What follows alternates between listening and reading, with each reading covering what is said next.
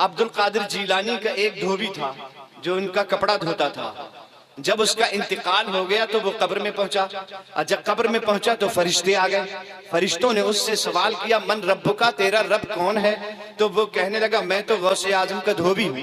फरिश्तों ने कहा, मन रब्बुका, तेरा रब कौन है? मैं तो गौसे आजम का धोबी हूँ।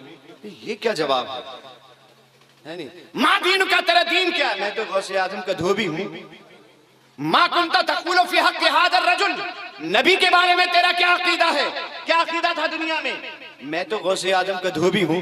कि जब उससे सवाल कब्र में हो रहे थे तो अब्दुल कादिर जीलानी उसकी कब्र में पहुंच जाते हैं। अल्लाहु अकबर। अब तो कह दो सुभान अल्लाह। उसकी कब्र में पहुंच जाते हैं। हाँ।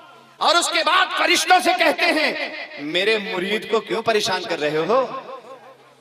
मुझसे पूछो, क्या पूछना चाहे तो मुझसे पूछो। फरिश्ते